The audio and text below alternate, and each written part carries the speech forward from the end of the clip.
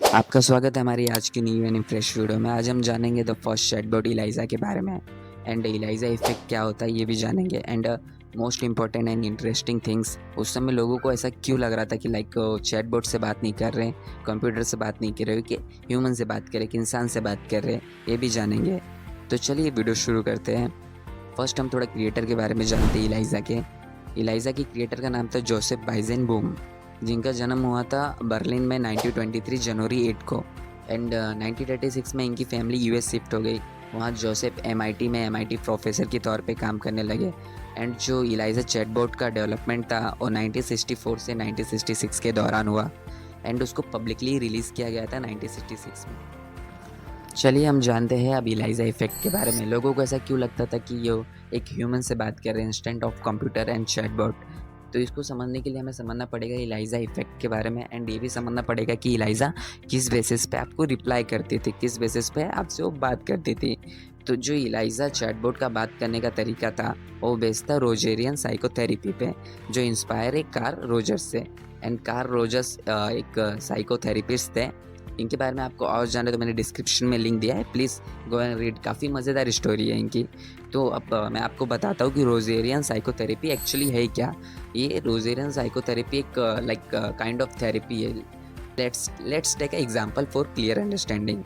Assume आप थोड़ा unconscious feel कर रहे हो, आप थोड़ा सैड फील कर रहे हो एंड आप रोजेरियन स्टाइल में थेरेपी करा रहे हो। तो आपने पूछा like you ask I am afraid I will mess up at work. Then therapist का रिप्लाई ये नहीं होगा कि आपने क्या मेस कर दिया, क्या कर दिया। वो आपसे सीधा सिंपल पूछेंगे can you tell me more about the fear. Then you say I worry everyone will notice.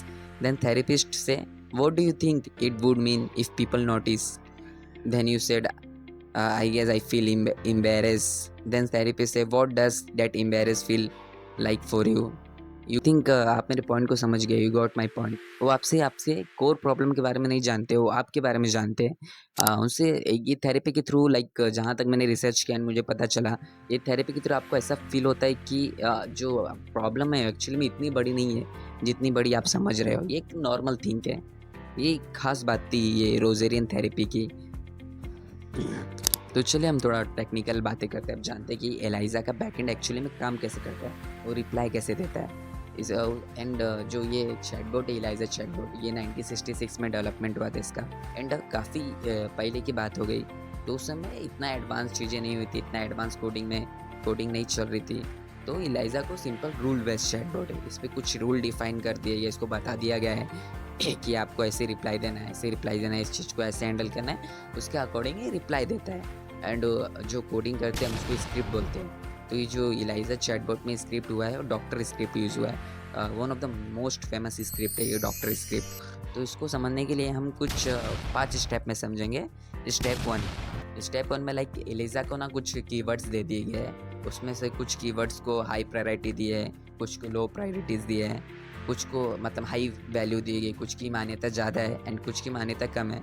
For example जैसे सैड कीवर्ड्स को काफ़ी ज़्यादा मान्यता दी गई है, उसकी वैल्यू काफ़ी ज़्यादा है एंड चेयर, जैसे एक चेयर एग्जांपल लेते हैं, इसकी मान्यता काफ़ी कम है, इसकी वैल्यू इतनी ज़्यादा नहीं है। देन आप आते हैं स्टेप 2 पे। स्टेप 2 में लाइक इनपुट पार्सिंग होता है। जैसे आपने कुछ पूछा, I am feeling very sad, तो इसमें से सारे कीवर्ड्स निकालेगी एलिजा एंड जो हाई प्रायोरिटी वाले कीवर्ड्स रहेंगे, जो हाई वैल्यू वाले कीवर्ड्स रहेंगे, उसको एक जगह इकट्ठा कर लेंगे, लो वाले को रहने देंगी।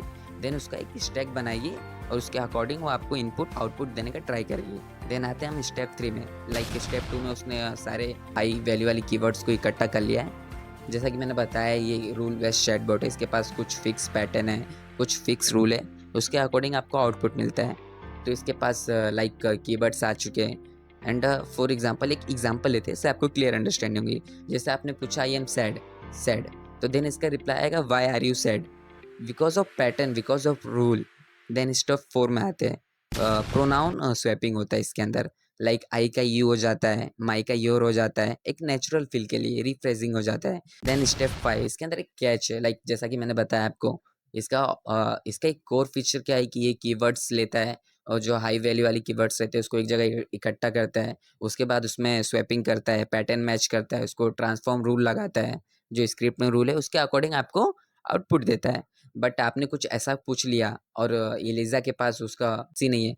लाइक आपने पूछा ये आसमान में जहाज़ जा रहा है, airplane is going in sky, then उसके पास स्काई एंड एरोप्लेन जैसे कीवर्ड्स नहीं है, तो देन वो कन्फ्यूज़ हो जाएगी कि उसको कीवर्ड्स ही नहीं है, तो क्रैश हो जाएगा एलिज़ा, नहीं। इसके लिए हमने उसमें एक फॉलबैक सिस्टम सेट किया गया है। कुछ फिक्स उसको बोलते हैं ना लाइक आउटपुट दे दिया गया है। अगर ये सिनेरियो है, तो आपको सिंपल कुछ ये फिक्स वर्ड्स है, उसके अकॉर्डिंग रिप्लाई देना है। Like tell me more, please go and what do you say that? Like ऐसे वो फिक्स आउटपुट देगी अगर उसको कीवर्ड नहीं मिलता है तो। यही सभी रीज़न है कि इलाइज़ा काफ़ी रूल बेस्ड चैटबॉट है। सिंपल बेसिक चैटबॉट होने के बावजूद काफ़ी एडवांस एंड लाइक ऐसा फ़ील होता था कि नेचुरल नेचुरल है, एक ह्यूमन से बात कर रहे हैं। बिकॉज़ पहली बात तो ये एक साइकोलॉजिकल तरीके से बात करता था, एक थेरेपी फ़ॉलो करता था एंड इंस्टेंट ऑफ इसको लाइक बहुत ज़्यादा नॉलेज की ज़रूरत नहीं थी क्योंकि प्रॉब्लम नहीं है, आपको समझता था।